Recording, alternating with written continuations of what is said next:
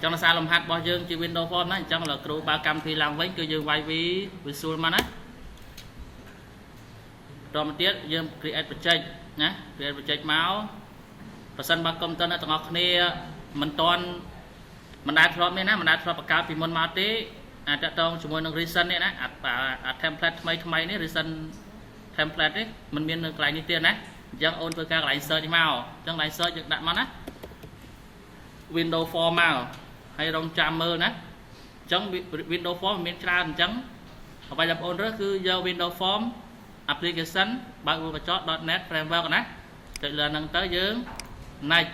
ដាក់ឈ្មោះ project ណាដោយសារតែនេះនិយាយពី login ណាអញ្ចឹងលោកគ្រូក៏ដាក់ project របស់គ្រូនោះ login ដែរណាអញ្ចឹងដាក់ login មកណាតែប៉ុណ្ណឹងក៏បានហៅថា login អត់ទេដាក់ login form ណាអូខេតមទៀតកន្លែង .net framework នេះអូនរើ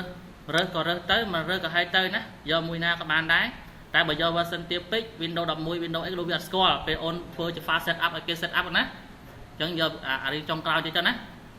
ធម្មតា version ថ្មីអាចចាស់ក៏ស្គាល់ដែរតែ version ចាស់អាថ្មីមិនអាចស្គាល់ទេពេលខ្លះណាអញ្ចឹងយកថាយកប៉ុណ្ណឹងចឹងណាមិនចាំធ្វើអីវាក៏បានដែរបន្តទៀតនឹងចុច create មករងចាំមកស្ទុះមកអញ្ចឹងនៅក្នុងនេះមិនមែនមាន form 2ទេណាគឺមាន form តែមួយទេគ្រាន់តែ form មួយមិនទាន់ input តម្លៃបញ្ចូល form មួយទៀតយើង input តម្លៃបញ្ចូលណាហើយអាពីរខាងក្រោមនេះគឺជា message box ទេមិនមែនជា form ទេណាអញ្ចឹងយើង design តែ form មួយទេដែលមាន text box ចំនួន2 label ចំនួន2និងមានប៊ូតុងចំនួន2ដែរតែប៊ូតុងទី1យើងឲ្យយើងប្រើសម្រាប់ login ប៊ូតុងទី2សម្រាប់ exit ឬក៏យើងហៅថា close វាមានន័យស្មើនឹងសញ្ញាខ្វែងនៅខាងលើនេះណាអញ្ចឹងយើងបានប៉ុណ្ណឹងមកយើង design តិចតាមហ្នឹងណាមើលមកល្មមមកស្អាតមកនៅក្នុងលំហាត់របស់យើង title របស់យើងណានេះកន្លែង title នៃ application របស់យើងហ្នឹងគឺដាក់ថា login form ហើយរបស់យើងនេះមានដាក់ពាក្យថា form ទេណាអញ្ចឹងយើងទៅដូរវានៅកន្លែងណានៅកន្លែង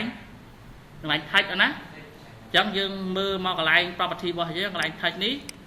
យើងដូរដាក់ពាក្យថា form login form ណា login form មកអញ្ចឹងពេលដែលយើងដកcursor ចេញពីហ្នឹងយើងមកមើលខាងនេះយើងចេញ login form ណាដូចអ្វីដែលយើងចង់បានហើយប្រសិនបងប្អូនឃើញមើលទៅថាតូចពេកយើងទៅបរិចនៅកន្លែង font នេះណាហ្នឹងដូចយើងធ្លាប់អញ្ចឹងដាក់ត្រឹម10អញ្ចឹងដាក់ត្រឹម10ហ្នឹងណាប៉ុណ្ណឹងមកតមទៀតដោយសារគំរូរបស់យើងមិនណាគឺយើងមាន label ចំនួន2អញ្ចឹងលោកគ្រូទាញ label មកដាក់អញ្ចឹងកន្លែងនេះបងប្អូនអាចដាក់អក្សរខ្មែរក៏បានដាក់អក្សរអង់គ្លេសដូចគេនេះក៏បានណាឥឡូវយើងដាក់អក្សរអង់គ្លេសចុះអញ្ចឹងយើងដូរនៅកន្លែង text ដូចគ្នាណាអញ្ចឹងយើងដាក់username មកហើយ font អីយើងទៅសេរីតាមហ្នឹងណាដាក់ចឹងទៅយើងគូយក12ណាហើយដាក់ឲ្យវាអក្សរវាបូលឲ្យវាក្រាស់តិចណាចឹងមកបានមួយហើយគ្រូខ្ជិលទៅនេះគ្រូក៏ copy វាណា Ctrl C Ctrl V មកណាបានមួយទៀតគាត់ឲ្យយើងទៅដូរនៅកន្លែងនេះដាក់ថា password មកណាចឹងយើងបានណាហើយយើងតម្រុំវាមកអាតម្រុំនេះបើសិនតែអូន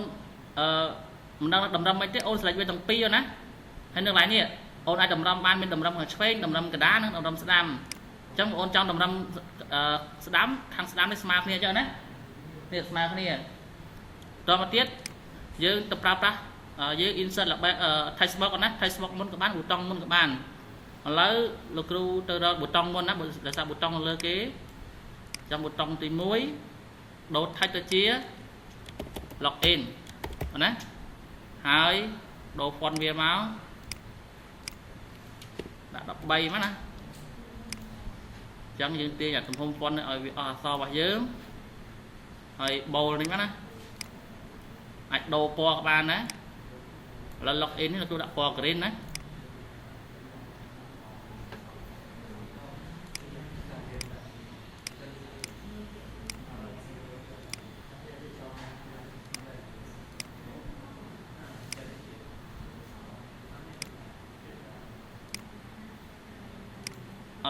អត់នេះណាអត់ស្អាត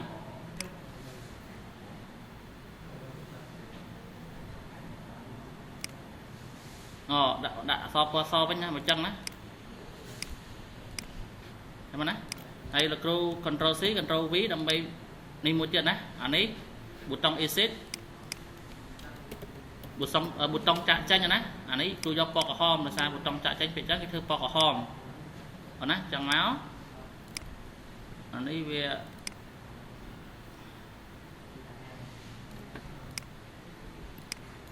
មកចឹងណាអានេះអូនចង់ rename ក៏ rename ទៅព្រោះយើងត្រូវការ save code ដើម្បីកុំឲ្យច្រឡំគ្នាណាអញ្ចឹងលោកគ្រូ rename ដាក់ថាទីតតងប៊ូតុងគឺយើងអក្សរកាត់របស់វាគឺ btn ណា btn log in មកណាដល់ពេលនេះ btn exit មកណាប៊ូតុង exit btn exit យ៉ាងម៉េចណានឹកខ្វះ textbox ណាអញ្ចឹងបងអូនខ្ជិលអង្គុយ scroll រត់ toolbox បងប្អូនហ្នឹងបងអូនកន្លែង search នេះបងដាក់មកណា textbox មកចេញ textbox ព្រោះប្រកមាញ់ឃើញមានគ្នាយើងនៅ scroll ចុះ scroll ឡើងណាចឹងមកកន្លែងនេះយើងដូរមកអានេះ14ណាធំបន្តិចចឹងទៅ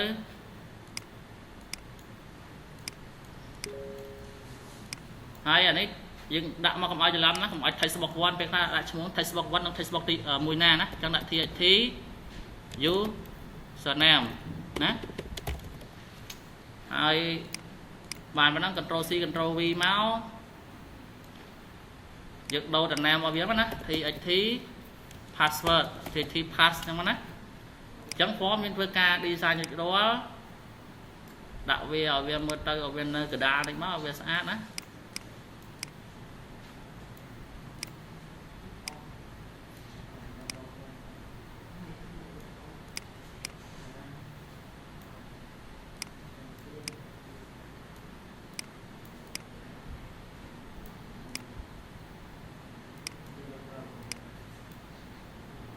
ឥឡូវយើងតេស្តសាកមើល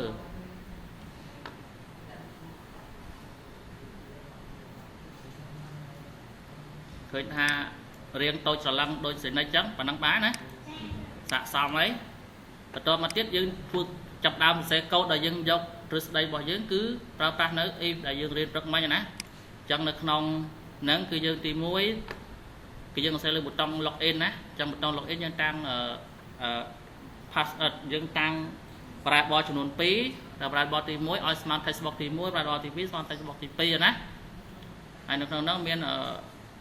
អីតាមហ្នឹងទៅឥឡូវគ្រូ copy មកក្នុងហ្នឹងមកតាមគ្រូបញ្យល់ណាឬក៏សរសេរមួយឲ្យ copy ណាបាទអញ្ចឹងអូនដឹងថានៅក្នុង C# អូនចង់សរសេរកូដលើណា double click លើហ្នឹងណាចង់ double click លើប៊ូតុងហ្នឹងហើយលោកគ្រូផាសអាមិញនៅគ្រូ copy ហ្នឹងមកអញ្ចឹង textbox នេះវាចេញក្រហមដោយសារតែ textbox លោកគ្រូដាក់ឈ្មោះ textbox ទី1របស់គ្រូហើយមិនមែន textbox ហ្នឹងទេអញ្ចឹងធានាគ្នាលោកគ្រូ control space វា list down ឲ្យណាមាន textbox username អញ្ចឹងលោកគ្រូ double click លើវាទៅដើម្បីយកវា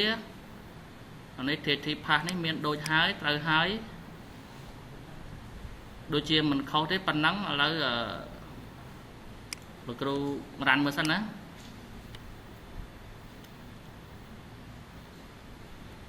ចាំមកនេះ admin